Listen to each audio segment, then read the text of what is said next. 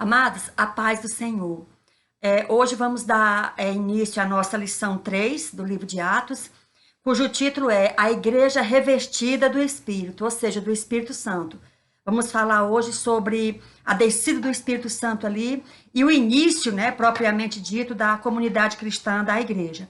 Vamos começar traçando um panorama do capítulo 2 do livro de Atos, que a gente vai estabelecê-lo aqui como o nosso texto base para essa lição de hoje. Amados, vamos, num primeiro momento, imaginar ali Jerusalém, o que estava acontecendo ali, aquela conjuntura toda, o que naquele momento ali estava acontecendo aos olhos de qualquer pessoa que chegasse ali, que estivesse observando realmente Jerusalém. Bem, a igreja, a cidade, a cidade de Jerusalém, ela estava em plena festa. Uma grande festividade estava acontecendo ali, era o dia de Pentecostes, ou seja, o dia, a festa da colheita, a festa das primícias, a festa das semanas. Era uma grande festividade ali do calendário judaico que estava tendo lugar ali naquele momento, Então, estavam vindo ali para Jerusalém os judeus que estavam espalhados em todo o território ali romano, em todo o Império Romano. Judeus que estavam espalhados em todo o mundo ali, estavam se aproximando, estavam vindo para Jerusalém para tomarem parte naquela festividade. Então, eles vinham cantando, em grupo, em carreatas, se fosse no dia de hoje, em carreatas, tudo. Então, havia todo esse clima de festividade, a cidade realmente estava, vamos dizer assim, ululando, de alegria ali, com essa grande festa, esse grande evento ali, que estava acontecendo, como era de costume acontecer todos os anos. Fazia parte do calendário fixo de festas religiosas de Israel. Pois bem, só que naquele dia, naquela época, naquele momento ali, assim, o ambiente não estava como das outras vezes, não, pairava, por sobre aquela cidade ali, vamos dizer assim, uma sombra escura, sabe, assim, uma espécie, assim, de, assim, o clima tá fechado, o clima tá meio pesado, Por quê? Porque pouco tempo, poucos dias atrás, tinha acontecido ali a crucificação de Jesus, Tinha havido ali trevas em cima daquela cidade, um grande terremoto tinha acontecido também ali.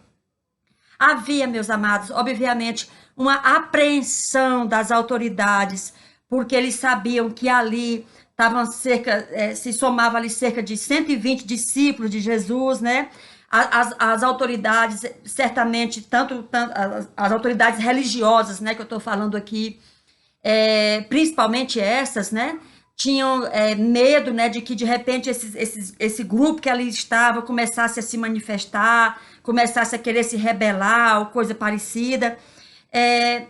E, de fato, amados, como esse grupo, eles estavam sempre juntos, os olhos ali da população de Jerusalém, das autoridades, daquele povo, dos líderes, estavam com os olhos fixos, assim, em certa casa. A atenção deles estava voltada para determinada casa ali em Jerusalém.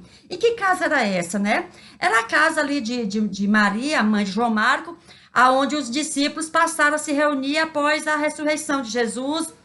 Até mesmo após a crucificação dele e a ressurreição, eles passaram a se reunir naquela casa, de modo que aquela casa passou a ser um ponto ali de reunião daqueles discípulos. Então, era natural que as pessoas que estavam ali em Jerusalém naquele momento, e por conta de tudo isso que tinha acontecido, que eu mencionei, esses eventos terríveis que tinham acontecido um pouco antes, então era natural que as pessoas estivessem com seus olhos, com as suas atenções voltadas para essa casa onde os discípulos ali estavam reunidos.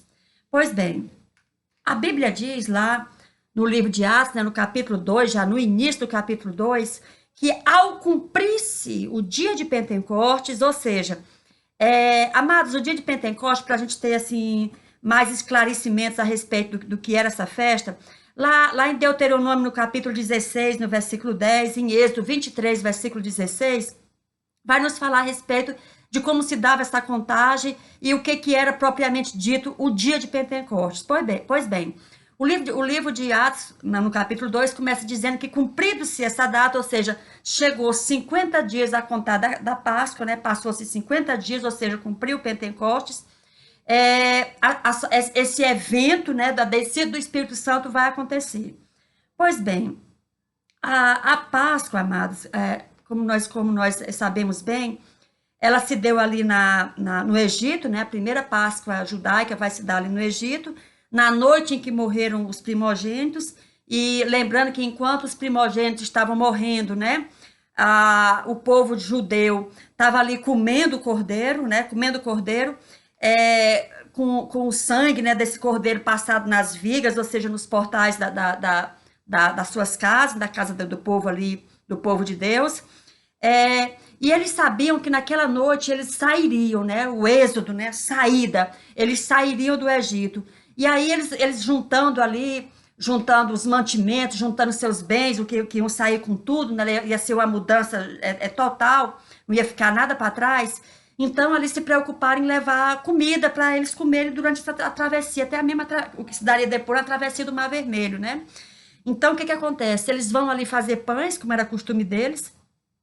Isso, irmãos, está lá em Êxodo, né, no capítulo 12, o versículo 22 e o versículo 23 vai tratar disso. Pois bem, então eles vão fazer pães ali, e lembrando que os pães eram ázimos. Por quê? Os pães ázimos, por quê?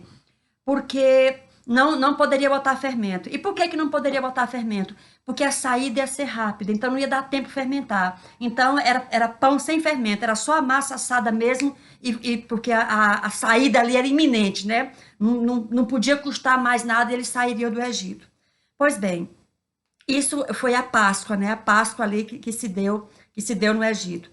Pois bem, a contar, amados, 50 dias desse evento da Páscoa, se dava o dia de Pentecoste, que era o término da colheita, ou seja, quando ali os judeus agradeciam a Deus, né, pelo alimento que Deus tinha propiciado a eles. Pois bem, a festa de Pentecoste, amado, começava assim, né? 40, assim que se dava a Páscoa, né? No dia da Páscoa, eles pegavam, no dia seguinte, eles pegavam um molho, né? Um molho da plantação, geralmente cevada, que estava lá nos campos, né? Um molho ainda não estava bem maduro, mas já trazia ali um molho, né? Um pouco da colheita, e apresentava ao Senhor. E após esse ritual de apresentar esse molho ao Senhor, eles esperavam 49 dias quando as sementes, né, quando os frutos lá já estavam maduros. Então eles colhiam o alimento ali nos campos e faziam 2 pães, né, as primícias ali, fazia 2 pães, e esses 2 pães eram apresentados ao Senhor. Após esses 2 pães serem apresentados, eles poderiam comer daquela colheita. Mas antes que acontecesse isso, ninguém tocava naquele alimento até que aquele alimento fosse consagrado ao Senhor na figura desses 2 pães. Entenderam? Pois bem, então naquele dia que vai acontecer a descida do Espírito Santo, tinham se passado já 49 dias da Páscoa. Ou seja, era o final da colheita, já era o final da colheita, e quando seriam apresentados esses pães, né, na presença do Senhor. Pois bem, amados, a gente pode traçar um paralelo em relação a essa primícia, né, dessa colheita que era apresentada a Deus. A gente pode traçar um paralelo com o que está escrito ali em 1 aos Coríntios, no capítulo 15, o versículo 20, quando ali diz que Jesus é a primícia dos que dormem. Ou seja, assim como aquele molho, né, era levantado perante o Senhor, no sentido ali de indicar os primeiros frutos, né, daquela grande colheita que se daria depois, assim também Jesus levanta, né, entre os mortos, como uma primícia dos que dormiam, ou seja, dos que estavam mortos, e em sinal de uma outra grande ressurreição que se daria, né, que se daria depois e que se dará, né? A grande ressurreição que se dará, por exemplo, no dia do arrebatamento da igreja, né? Vai se dar a ressurreição geral dos santos, se dará nesse dia. Pois bem, lembrando também, amados, que quando Jesus ressuscitou, aqueles santos que estavam enterrados ali em Jerusalém se levantaram também, aqueles mortos se levantaram, também indicando ali, junto com Jesus, as primícias dos que dormem, dos que dormiam. Amém? Lembrando, amados, que ali também em Jerusalém estavam 120 crentes, né? Ou seja, aqueles 120 crentes seriam as primícias, né? Dos milhões de crentes que posteriormente se juntariam à igreja, né? Vamos lá. Vamos observar também, irmãos, que ali a Bíblia diz que eles continuavam, né, permaneciam reunidos num só lugar, né, no mesmo lugar, aguardando a promessa. Aguardando a promessa, que promessa? Aquela promessa de Atos, capítulo 1, e no versículo 8, que diz assim, né? Permaneçam em Jerusalém até que do alto sejais revestidos de poder, para que vocês possam levar essa palavra, esse evangelho, a toda Jerusalém, a Samaria e até os confins da terra. Então, eles estavam ali aguardando realmente essa promessa, né? Que viria do céu, que viria de Deus, para revesti-los para essa grande missão que eles teriam adiante. Pois bem, enquanto eles estavam ali, né? Vamos voltar de novo, eles estavam ali reunidos em oração. Vamos imaginar, irmãos, eles orando ali, as pessoas que passavam ali próximo escutavam as orações dele, tinham 120 pessoas orando, né? Vamos imaginar, de repente, até eles ajoelhados, né? De cabeça curvada, todo mundo em oração ali. E aí, de repente, o que aconteceu? Eles começaram a ouvir um som, um som. Num primeiro momento, assim, um som um pouco distante, né? Como o som de um vento, deixando bem claro, irmãos, que não era um vento. Era um som como de um vento que começou assim lá longe, eles começaram a observar. E aquele som, ele vai aumentando, aquele som vai aumentando. Aí, de repente, né, eles calaram as orações, eles param e ficam ouvindo aquele som. Certamente algo dentro do coração deles dizia, olha, está acontecendo, vai começar, vai acontecer. Então, eles entenderam e se calaram, ficaram quietos para ouvir ali a voz de Deus, realmente o que aconteceria. Pois bem, mas de repente esse som, ele vai assim aumentando, o som vai aumentando e de repente o som se transforma como fosse um som de um redemoinho, né? E daí a pouco esse som vai aumentando como se fosse um som de uma tempestade, assim, um estrondo de uma tempestade. Então, nisso que acontece, esse estrondo, todo o cenáculo é tomado. Só lembrando mais uma vez, amados, deixar bem claro, né? Que a Bíblia diz que era um som como de um vento impetuoso, o vento de uma tempestade, né? Que encheu toda a casa aonde os discípulos estavam assentados. Ressalto novamente, irmãos, não era um vento de uma tempestade. Não era um vento. Porque se fosse um vento, teria quebrado tudo lá dentro, inclusive derrubado até essa casa, que essa casa era de andar, né? Essa casa, ela tinha um segundo pavimento. O cenáculo geralmente ficava no segundo pavimento. Então, seria como se fosse um sobrado. Então, não era um vento de uma tempestade. Era só um som. Ali não entrou vento, entrou um som. Amém? Pois bem, e enquanto esse som, esse estrondo, né, tomou toda a casa, esse som, começaram a ver por sobre eles, né, como se fossem umas fitas. A Bíblia chama de línguas, né, como se fosse como de fogo, né, não era que era língua de fogo, não, irmão, não era fogo, porque senão tinha até queimado a cabeça deles lá. Era como, é uma comparação, é como, né. E lembrando que de vez em quando a Bíblia ela faz comparações, porque as manifestações celestiais, irmão, geralmente são coisas assim que excedem ao nosso conhecimento e ao nosso entendimento. Então a gente faz comparações, porque a gente não conhece, a gente não sabe, né? É muito grande para a nossa compreensão. Então lá também eles disseram que eram línguas como que de fogo. Está lá em Atos 2, versículo 3. Pois bem, nessa hora que eles viram, né, esse fenômeno parecido com fogo, certamente eles lembraram, né, do que João Batista tinha dito, né, a respeito de Jesus. Ele disse assim, os irmãos lembram, né? Ele, né, Jesus, vos batizará com o Espírito Santo e com fogo. Então, amados, o fogo ali, todo aquele contexto judaico, no contexto ali do arraial dos santos, o fogo estava assim, ligado à presença de Deus. Nós vamos ver que lá no fenômeno da sarça ardente com Moisés, está lá em Êxodo capítulo 3, aconteceu uma manifestação como de fogo. Tanto é que não era fogo, que se fosse fogo, a sarça tinha queimado, né? E a sarça não queimou, né? Mas ali você verifica que ele diz, olha, era um fogo, Moisés dizendo, olha, era um fogo que não consumia. Então, irmãos, não era esse fogo que a gente conhece aqui, porque o fogo que a gente conhece aqui consome, né? Acaba, queima tudo.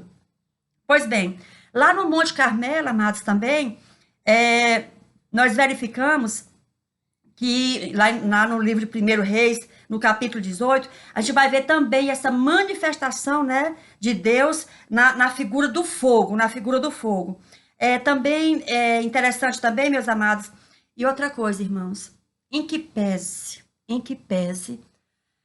o poder de Deus não está limitado a nenhuma circunstância nossa ou condição nossa, né? Mesmo naquele episódio lá de Elias, que fogo desce do céu, a gente vai verificar, irmãos, que era algo não como o nosso fogo daqui, né? Tanto é que ele ali, ele desce, né, por sobre a água, ele consome a água, e nós sabemos, amados, que naturalmente a gente não consegue fazer fogo na água, né? Mas lá aconteceu. Então, assim, esse fogo que nós chamamos de fogo, porque aos nossos olhos é fogo, certamente, irmãos, é uma substância da qual a gente não tem assim, o menor entendimento, o menor conhecimento de que fogo seja esse, né? Parece com fogo, age como fogo, mas certamente não esse fogo que nós conhecemos aqui. Pois bem, tinha também, irmãos, o episódio, né, da coluna de fogo lá, que seguiu o povo ali saindo do Egito, né? Mais uma prova de que aquele fogo não era um fogo parecido com o nosso aqui. Por quê? Porque aquele fogo lá, irmãos, ele servia de luz para Israel, como qualquer fogo serve de luz, né? Serve de lamparina para as pessoas que estão no escuro, mas a Bíblia diz que para os egípcios ele servia de escuridão, de trevas. Ou seja, é um fogo diferente, porque o nosso fogo daqui, irmãos, ele é luz, seria luz para ambos os lados, né? Mas esse fogo realmente é diferente. Aí a visão de Ezequiel também, lá em Ezequiel capítulo 1, também tem esse fenômeno de fogo. Então, o que acontece, amados? Quando aconteceu aquele fenômeno ali no dia de Pentecostes, que é aquele fogo, né? Aquele fogo, vamos botar entre aspas assim, porque não é o fogo que a gente conhece, é uma outra substância parecida com o nosso fogo, certamente trouxe a memória dos discípulos que ali estavam, que sim, estava vendo a manifestação ali, vamos chamar assim, visível, né? De Deus no meio deles ali. Pois bem, a Bíblia diz que nesse momento, amados, eles foram cheios do Espírito Santo, né? E começaram a falar em outras línguas, conforme o Espírito Santo lhes concedia que falassem, né? Então, o que era, isso está lá em Atos 2, versículo 4. Ou seja, um cumprimento, amados, cabal daquilo que Jesus falou lá em Lucas, no capítulo 24 e no versículo 49. Pois bem, nisso, amados, vamos imaginar aquele retrato que eu tinha plantado antes aqui, que eu tinha pintado antes aqui, que o povo ali em Jerusalém estava com os olhos voltados, né, para aquele lugar, né, para aquele sobrado ali, né? Tava todo mundo olhando para aquele sobrado, né? Pensando que poderia acontecer tipo algum tumulto, né? Alguma rebelião, algum movimento lá. E de fato aconteceu um movimento, mas não o que eles estavam pensando. Porque quando eles ouviram esse som, né? E esse estrondo lá dentro, né? Eles foram olhar o que era. Eles foram atraídos, num primeiro momento, certamente por pura curiosidade mesmo. Eles vão ser atraídos e eles chegam lá, quando eles veem aquilo, né? Eles veem os discípulos se movimentando lá dentro e aquelas línguas de fogo por sobre a cabeça deles, né? E a coisa mais assim que mais vai chamar a atenção deles, esses discípulos estavam falando em todos os idiomas. Amados, quando eles viram isso, né? A Bíblia diz que eles disseram assim: o que isso quer dizer? Ou fosse no dia, assim, na nossa língua, disse assim: mas o que é isso? O que é isso? Né? O que é isso? Quando eles viram aquilo sem entender nada do que estava acontecendo. Pois bem, O fenômeno ali deles estarem falando em outras línguas, amados, nós não sabemos, né, como se deu esse falar em outras línguas. Então, o que que pode ter acontecido ali? Vamos imaginar nos dias de hoje, né? Nos dias de hoje. Eles chegaram ali e estavam os discípulos falando em inglês, francês, italiano, em línguas estrangeiras. Pode ter sido também, amados, e eu creio que foi isso, né? Os discípulos começaram a falar em uma língua estranha. Só que essa língua, ela tinha a propriedade de se fazer traduzir na nação ou para o país daquela pessoa que estava ali ouvindo. Então, o que aconteceu? Eles provavelmente estavam falando, pode ser também falando na língua deles, que era o aramaico, né, falado ali, e enquanto eles falavam na sua própria língua ali, que era o aramaico, aquelas pessoas que estavam em lugares distantes, que falavam outras línguas, conheciam, conseguiam entender o que eles estavam dizendo. Mas, assim, o que é mais aceito é que eles estavam, assim, falando numa língua de mistério, numa língua, e quem escutava entendia o que estava acontecendo ali. É como se, para aquelas pessoas que foram ver, tivessem recebido o dom de interpretação. Se fosse no dia de hoje, seria o dom de interpretação. Porque elas entendiam a língua no idioma delas, né, daquelas pessoas que estavam ali. Pois bem, quando eles viram isso, né, eles ouviram os discípulos falando em todos os idiomas, né, em todos os idiomas ali, os discípulos estavam falando. Nesse momento, irmãos, a gente observa que aquele velho preconceito, né, contra os galileus, né, a região da Galileia, ali onde ficava, por exemplo, Nazaré, onde Jesus cresceu, uns disseram o seguinte: mas galileus falando em outra língua? Eles disseram assim, o que eles estavam dizendo era o seguinte: esse bando de, vamos dizer assim, de pocoyó, né, esses bandos de analfabetos, região de gentinha, só de analfabeto, mal sabe falar a língua deles e estão falando agora em todos os idiomas, virar poliglota. O que isso quer dizer, né? Então, quando eles não conseguiram entender, né, uma parte ali que não conseguiu entender, partiram assim para o escárnio. Disseram, não, eles estão embriagados, isso aí é goró, como diz o outro, isso aí é bebida, né? Fosse no dia de hoje, talvez dissesse, não, isso aí é droga, estão tudo drogados. Pois bem, amados, o que acontece? Quando eles dizem isso, né? Quando eles dizem isso, que Paulo escuta eles dizendo que eles estavam embriagados, né? Paulo escuta, desculpa, Pedro, que Paulo? Pedro, né? Paulo ainda não tinha surgido ainda na história, irmãos, na história da igreja, Paulo até aqui ainda não tinha surgido, né? Como o Paulo missionário, não. Pois bem, Pedro, irmãos, Pedro, né? Quem estava lá era Pedro, né? Não era Paulo, deixar bem claro, Paulo não estava lá. Pois bem, aí Pedro responde para aqueles judeus, né? Que estavam lá, assim, estarrecidos com o que estava acontecendo. Ele disse, olha, o que vocês estão vendo aqui, vocês deveriam saber o que está acontecendo aqui, porque isso está escrito lá no livro de Joel. É como se Pedro dissesse assim, vocês não conhecem as escrituras? O que está escrito lá no livro de Joel? Que isso aconteceria, e hoje é o dia dessa promessa. Está acontecendo aqui o que o profeta Joel já relatara há muitos anos antes, né? E aí ele pega, e em relação àqueles que estavam dizendo, olha, eles estão embriagados, Pedro responde, né? Não, nós não estamos embriagados. Amados, e por quê?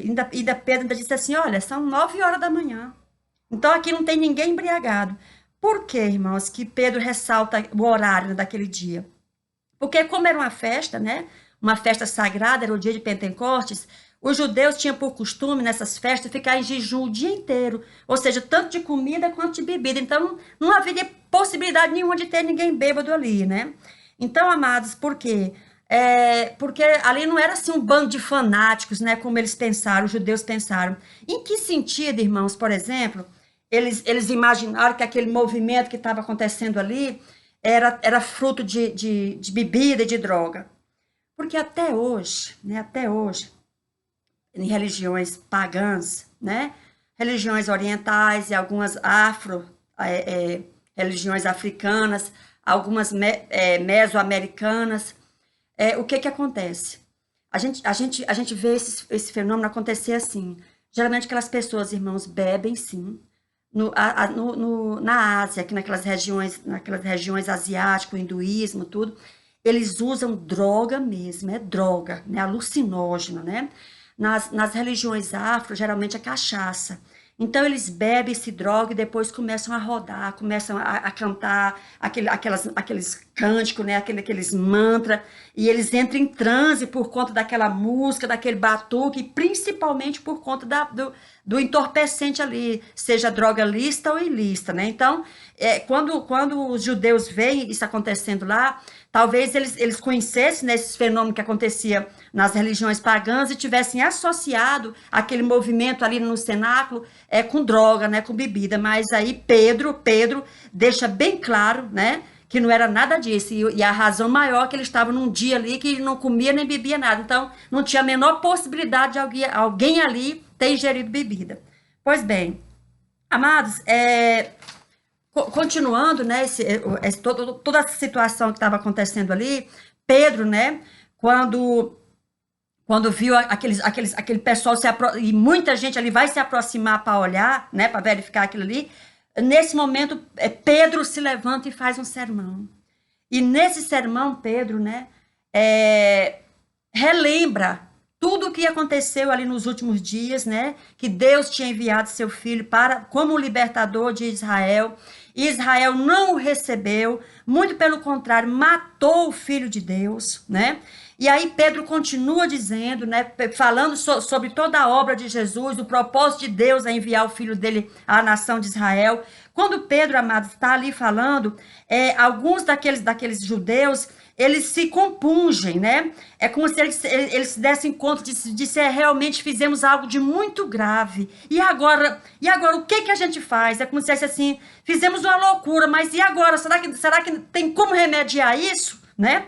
Eles perguntam lá, né? Tá lá em Atos 2, no versículo 37, os judeus perguntam, né? Que faremos, irmãos? E agora, o que que a gente faz? Né? Nós matamos o Messias, e agora? Tem ainda jeito para nós?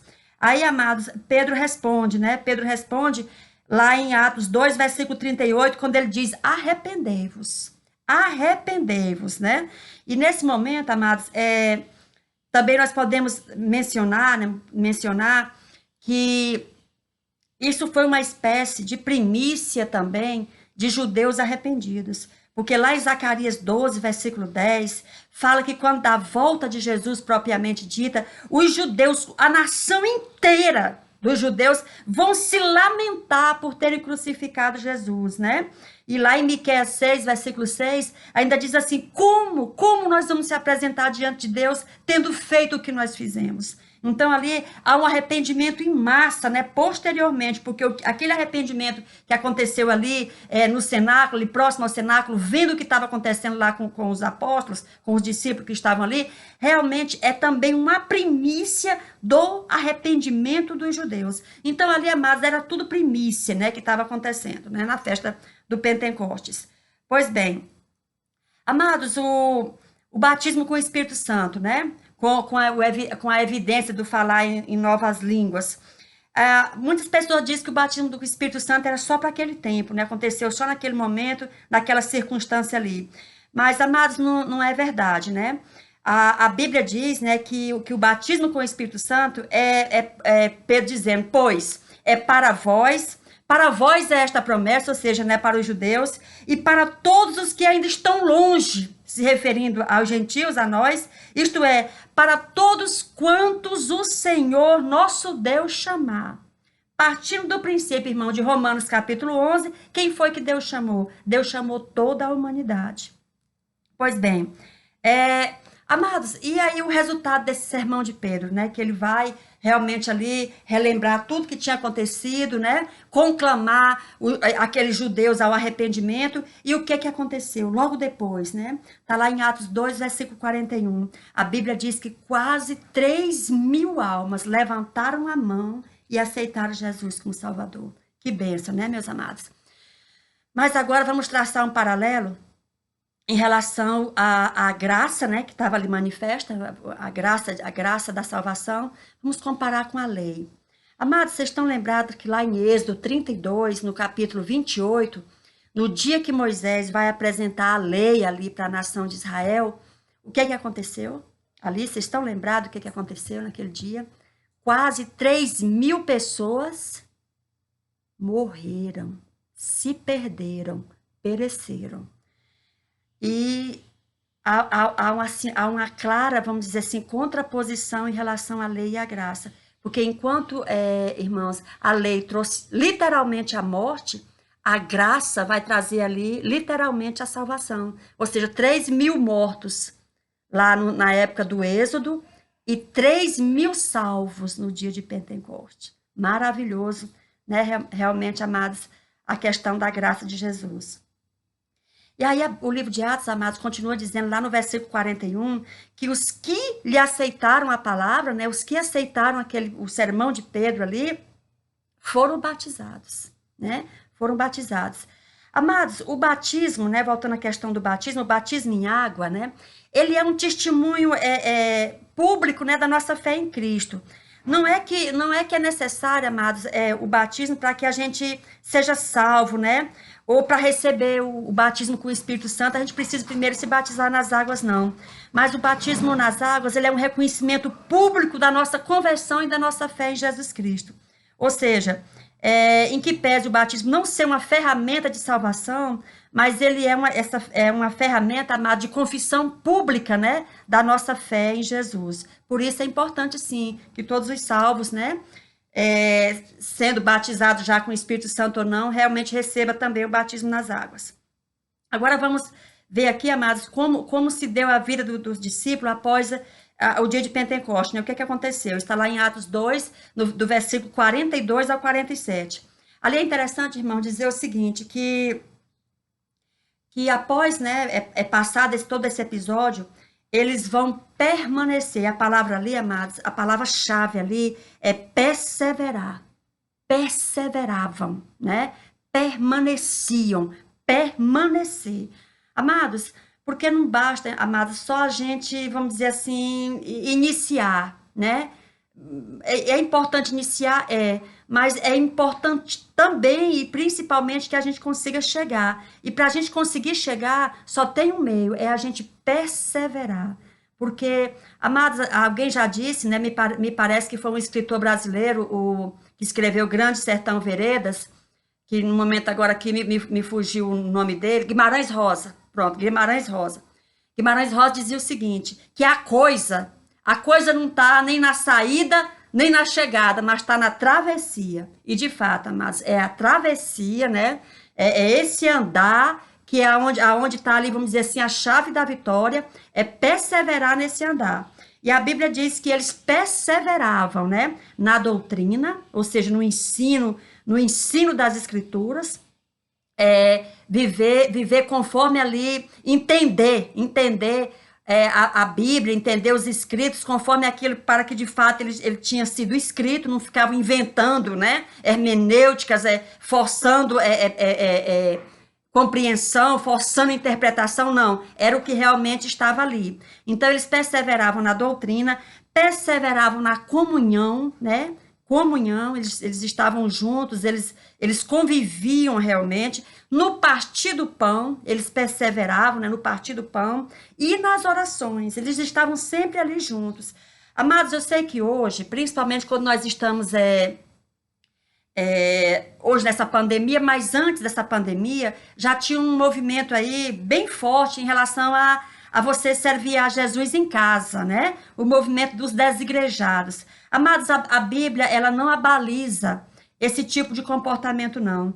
Porque essa coisa, irmão, separada, assim, nucleada, cada qual no seu cantinho. Amados, esse não é o modelo bíblico, né? O modelo bíblico para os irmãos é que eles vivem em comunhão, é que eles vivem em união. A gente sabe que o conviver é difícil, né? É difícil. Até dentro da casa da gente, com nossos filhos, nossos maridos, nossos parentes, é difícil.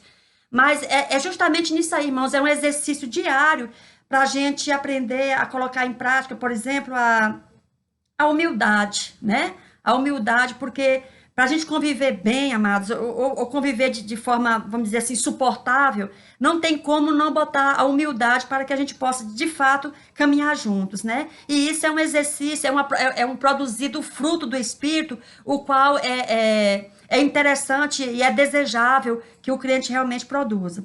Pois bem, eles e ali, amados, outra coisa, né? Bem interessante que a Bíblia diz que entre eles havia temor. Amados, temor, né? Não é a pessoa ter medo de Deus, mas é ter respeito, né? Ter reverência. Infelizmente, amados, nos últimos tempos, assim, a gente não vê mais esse temor, essa reverência, né?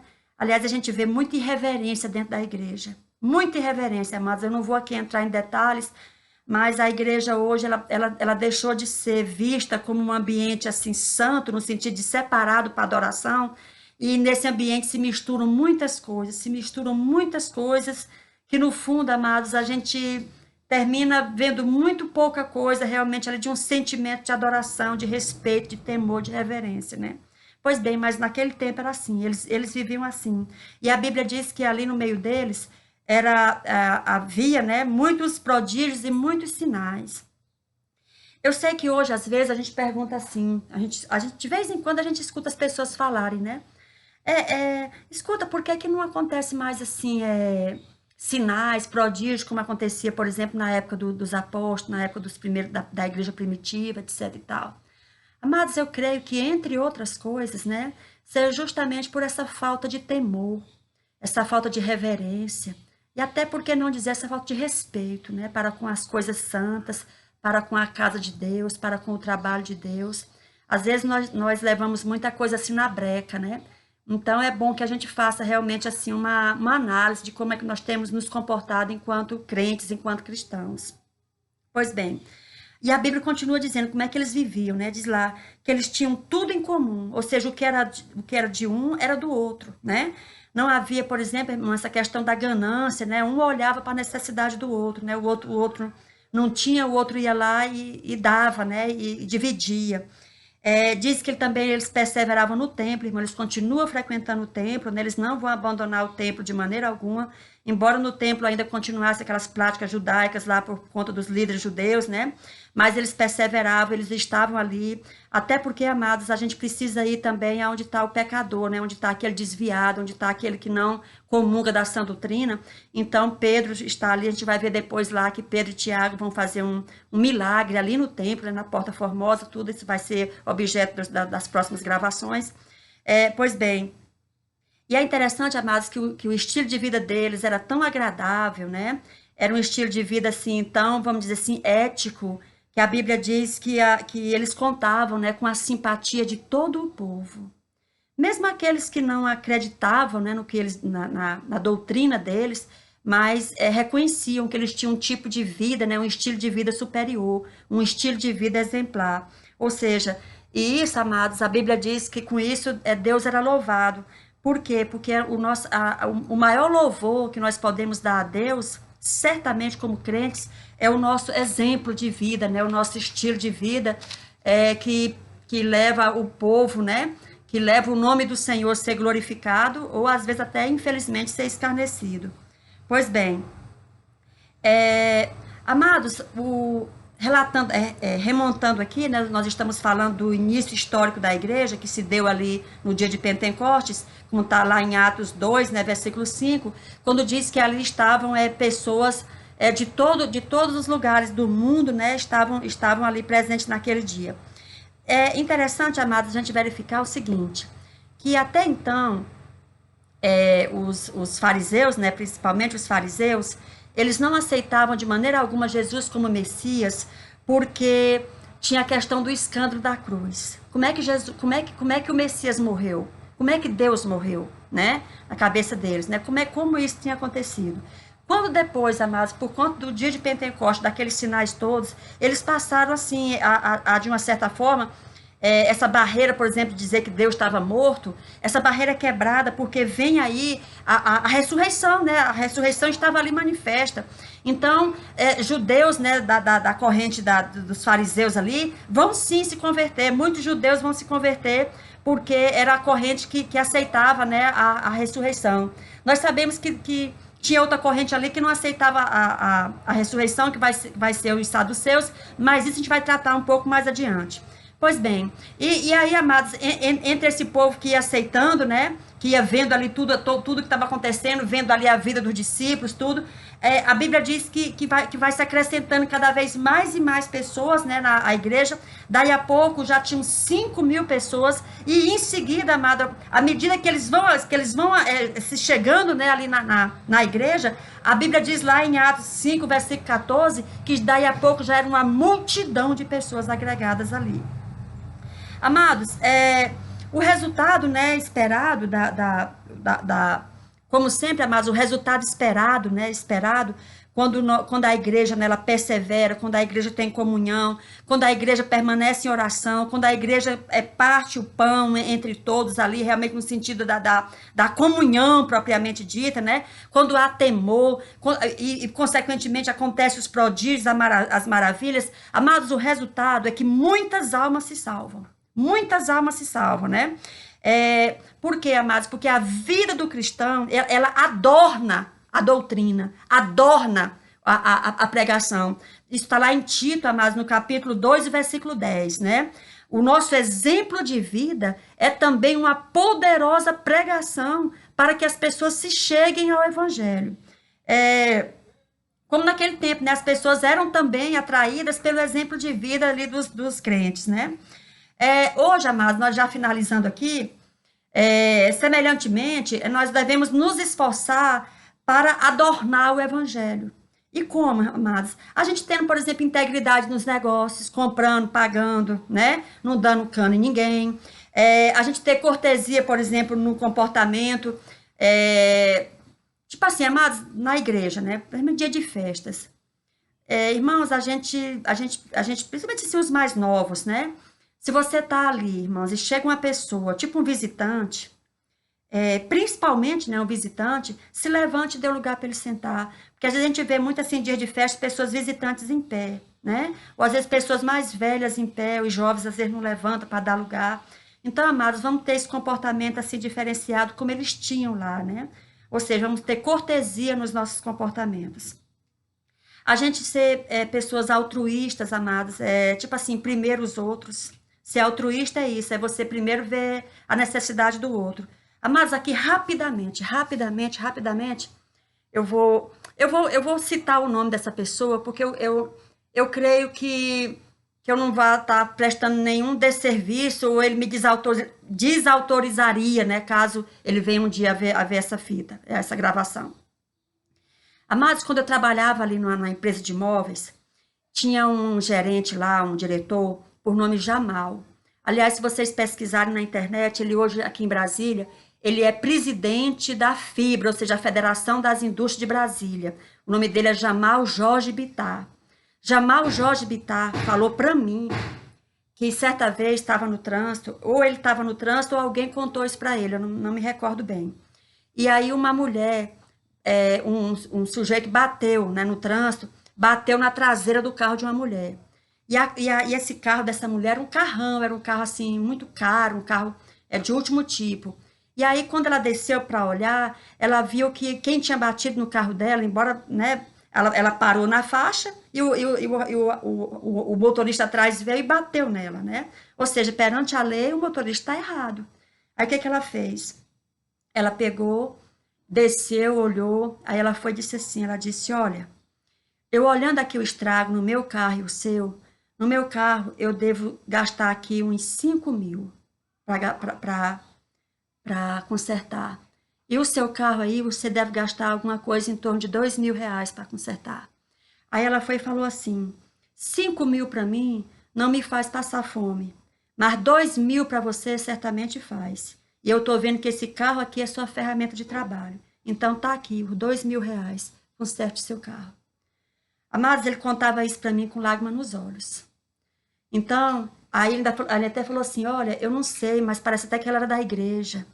Irmãos, isso é um testemunho, isso é uma pregação poderosíssima, né? Ele me contava isso, tinha visto isso há muito tempo, e mesmo assim, ele ainda se emocionava quando falava isso para mim, né?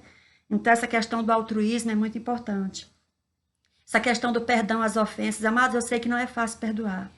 Qualquer um que diga que é fácil, amados, me desculpe a expressão assim, a sinceridade, como diz o outro. Me desculpe a sinceridade, mas qualquer um que me disser que é fácil perdoar é um hipócrita.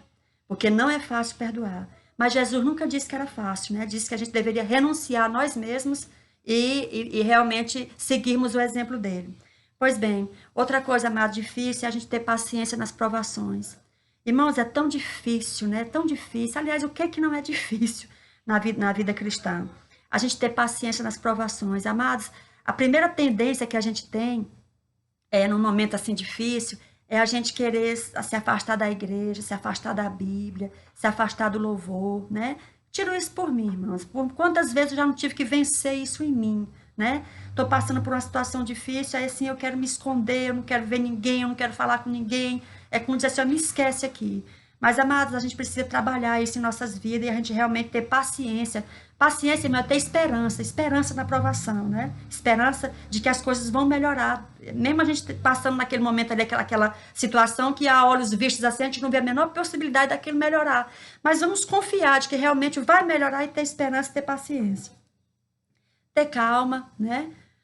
Ainda bem que aqui nesse momento aqui não tem ninguém da minha família aqui ouvindo eu dizer isso, porque preciso trabalhar muito isso na minha vida, irmãos. Eu não sou uma pessoa calma, né? Mas eu sei, amado, da necessidade da gente manter a calma, principalmente em momentos assim difíceis, né? Uma situação ali que acontece, a gente precisa manter a calma, né?